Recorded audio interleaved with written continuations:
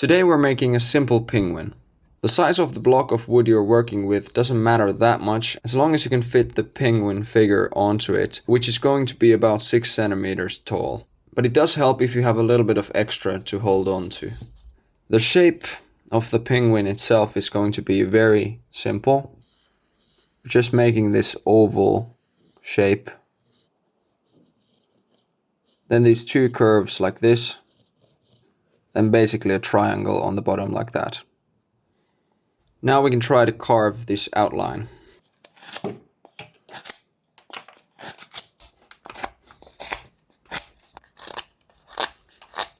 So there's 3 different cuts we're using to make this rough outline. We use these V cuts for the corners. We use these sweeping cuts for the inside curves.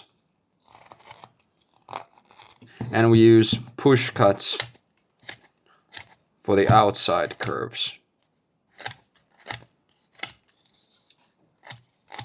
This is good enough for now. I'm not really a big fan of carving a really detailed profile because that's just way too much work. Because carving, for example, all of this wood here into this perfect curve just doesn't make sense since we're gonna remove most of this thickness anyways. That's why the next thing is to make this a lot more round. And for that, we can use these rough cuts. You can just try to take away all of the sharp edges. And then on the inside here, these push cuts are also very useful.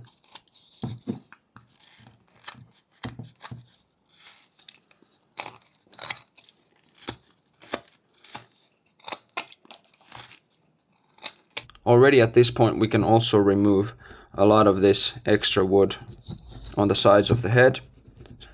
The head is going to be about 1/3 of the thickness of the body.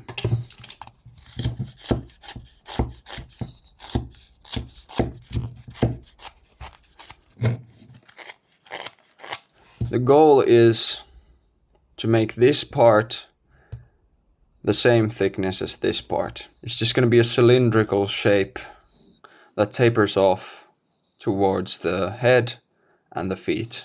That means that we can take away quite a lot of this wood here.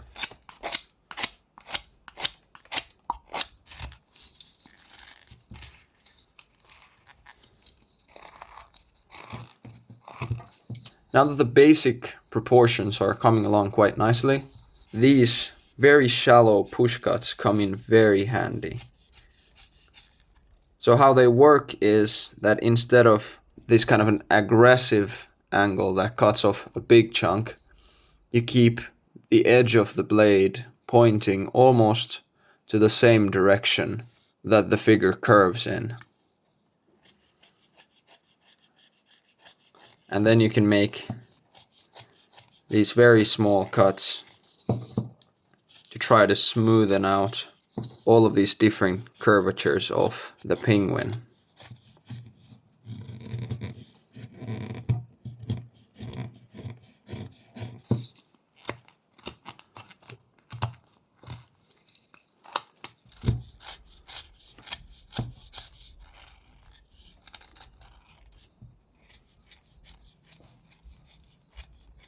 The top of the head can also be made a lot smoother with these push cuts. You can just try to take very small pieces at a time, like this. Next we'll define the neck a little better. This is basically just a V cut, except that we need to make this underside of the beak a little bit curved. So basically a combination of a sweeping cut on one side, and the other side is just what you would normally do in a V cut. And then we can remove this corner here and try to make it so that this edge just turns into a smooth curve.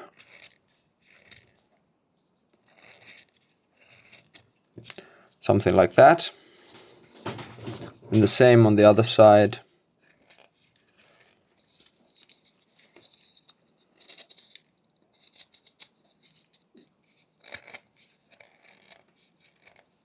Then we can make the beak a little bit slimmer from the top.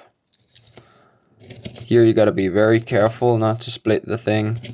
I suggest to cut towards the head and not the other way around, because due to the grain of the wood going this way, if we push from here, it can very easily chip the end of the beak off.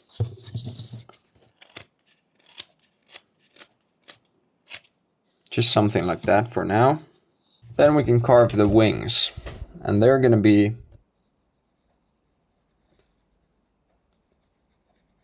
just something like this. And for that we need to use the tip of the blade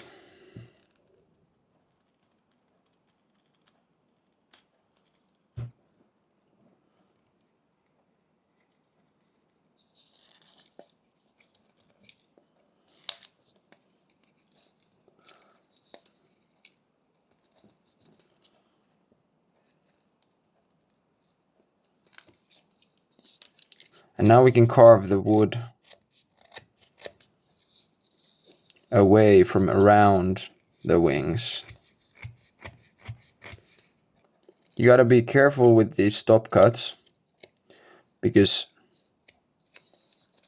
the wings are very small, so if you apply a lot of pressure here, it might just split the whole thing off.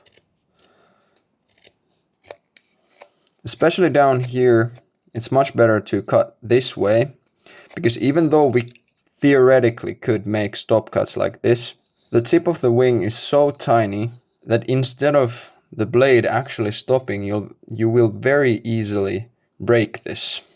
That's why these kinds of cuts are better.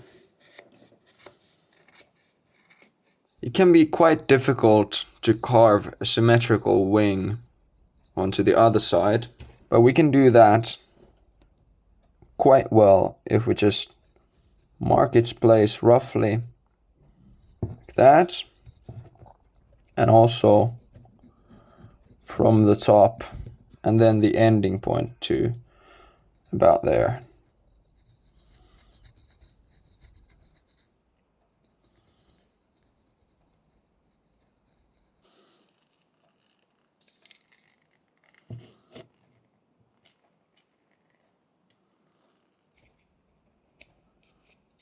And now the rest of the body is going to need a little bit of adjustments, because the sideways thickness has now changed. So just a few cuts here and there to make sure that there are no sharp angles and that the basic shape of the penguin flows very nicely.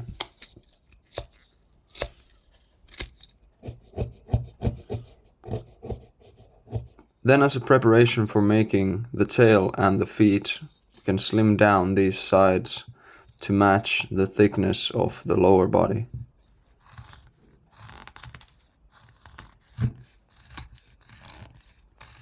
That's good enough for now.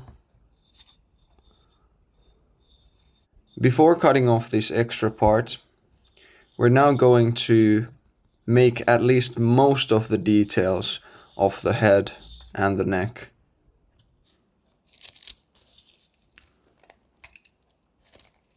So I'm gonna extend this V-cut a little bit further over here to create a little bit more of this puffy emperor penguin look. And then back here the V-cut is going to transition into a smooth curve.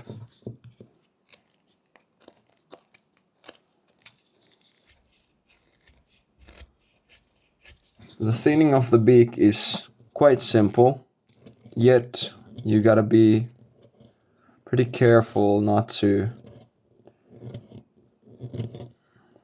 make it crooked or accidentally take too much off. So just small shallow pairing cuts like these, mixed with whatever works for that specific angle. We want one outside curve here and one inside curve here, something like that. And then everything needs to just flow somewhat smoothly.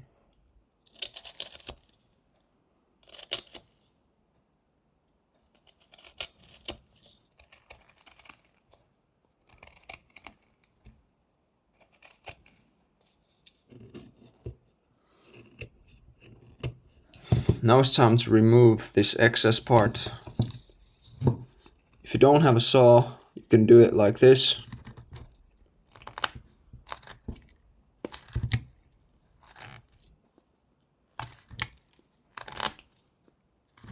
But it's much faster with a hand saw.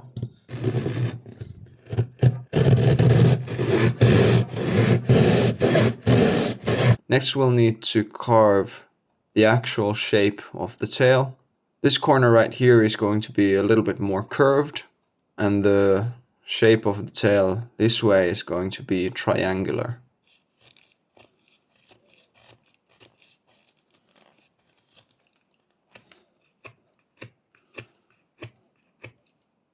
So we'll make sweeping cuts like these, but they end in a V-cut like corner. So it's basically a curved V-cut. That way we can have kind of like a curvature here, but the cleaning up will be a lot easier due to this corner here.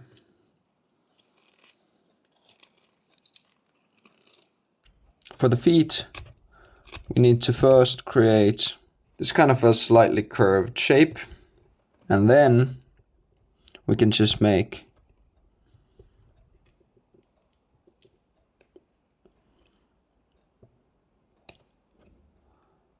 a V-cut. I like to make this middle cut first, so that the gap is in the middle, and then from the sides we can easily widen the gap. You can also make the feet a little bit flatter.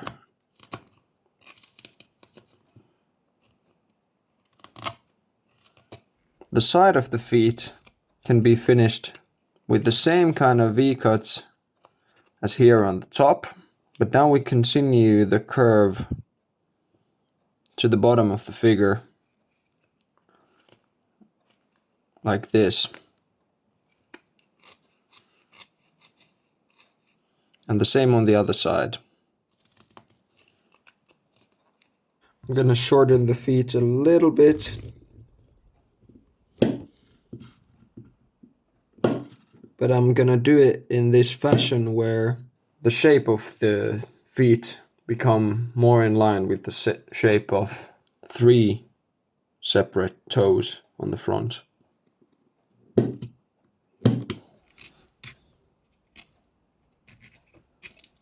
Here I'm just making the top of the feet a little bit rounder and smoother, like that. And then I'll make tiny little V-cuts to separate the toes.